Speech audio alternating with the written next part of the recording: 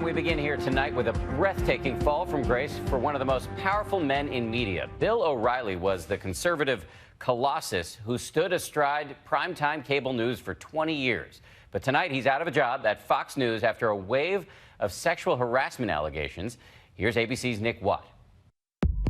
Bill O'Reilly, siren of the right, Fox News colossus for 2 decades, watched nightly by millions. You are about to enter the no spin zone. Today, the axe just fell after multiple accusations of sexual and now racial discrimination. 67-year-old Riley, the pioneer of opinion-led commentary on cable news, is gone.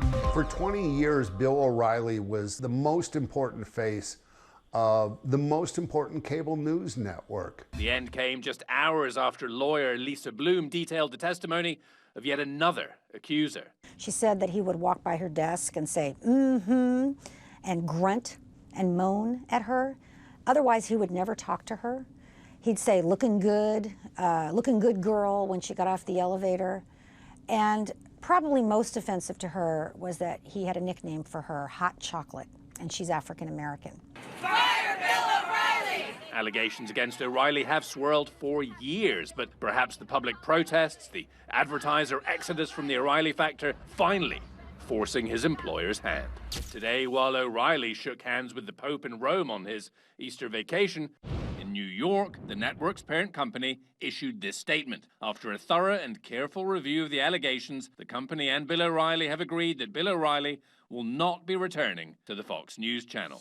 This evening, O'Reilly released a statement that reads in part, "It is tremendously disheartening that we part ways due to completely unfounded claims. But that is the unfortunate reality many of us in the public eye must live with today. I will always look back on my time at Fox with great pride." No details on the terms of O'Reilly's exit when his former boss, the network chairman Roger Ailes, was forced out after a sexual harassment scandal last year. He tried to kiss me 3 times. Ailes received a reported $40 million payout. Bill O'Reilly arguably is going to walk away with more than Roger Ailes did. An internal Fox memo obtained by ABC News and signed by Rupert Lachlan and James Murdoch reads in part, "Fox News has demonstrated again and again the strength of its talent bench. We have full confidence that the network will continue to be a powerhouse in cable news." O'Reilly reportedly earned around $18 million a year at Fox and brought in maybe 5 times that in ad revenue. Welcome to Tucker Carlson Tonight. Tucker Carlson will take his primetime slot starting Monday. The beginning of the end for O'Reilly came April 1st with a New York Times expose which claimed that 5 women who accused O'Reilly of historic harassment were given settlements totaling roughly $13 million on condition they would never talk. ABC News has not independently verified these claims. 2 days later, April 3rd in Los Angeles, Lisa Bloom revealed another O'Reilly accuser. I'm not litigious. I don't want any money. There's no lawsuit. In 2013, Dr. Wendy Walsh began a Thursday night slot on O'Reilly's show. We are beginning a new segment called Are We Crazy? It was a tryout. Soon, she says, she got a dinner invite from O'Reilly's assistant.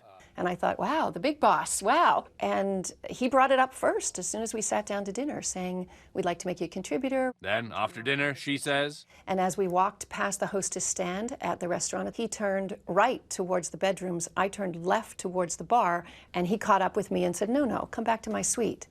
And I said, I'm sorry, I can't do that. And then he became hostile. All his charmingness went away.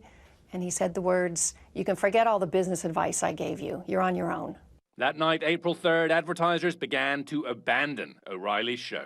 O'Reilly issued a statement on his website, "Just like other prominent and controversial people, I'm vulnerable to lawsuits from individuals who want me to pay them to avoid negative publicity." I think one of the reasons why my clients got so much love from the public in the last couple of weeks is because they're not asking for any money. 2 days later, April 5th, even the president, an avid Fox News fan, weighed in during an interview with the New York Times. I think he shouldn't have settled. Personally, I think he shouldn't have settled. Because I know Bill. Bill's a good person. I don't think Bill would do anything wrong.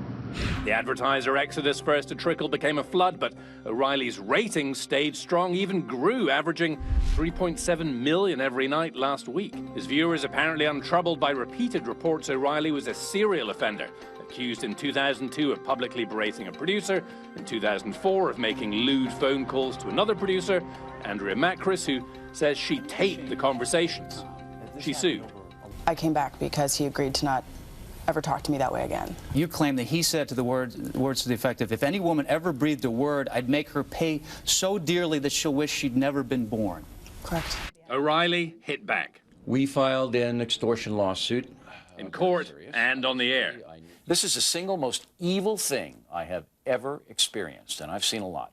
But these people picked the wrong guy. They can throw anything they want at me. I'll take it. And in the end, we'll see who's left standing.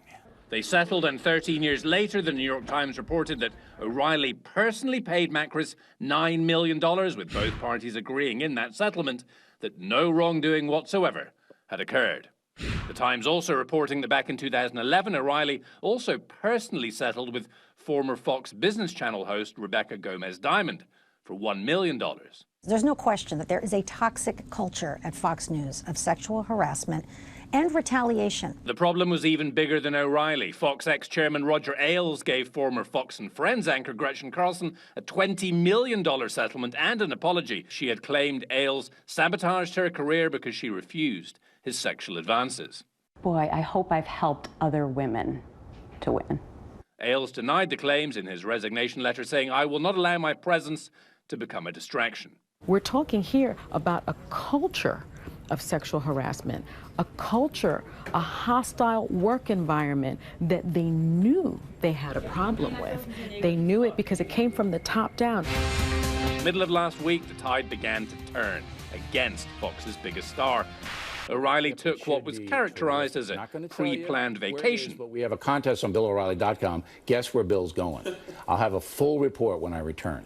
He never did. This was his final Fox sign-off. Again, thanks for watching us tonight. I'm Bill O'Reilly. Please remember the spin stops here. This week, dozens of women gathered outside Fox headquarters in New York demanding his ouster. Fire Bill O'Reilly!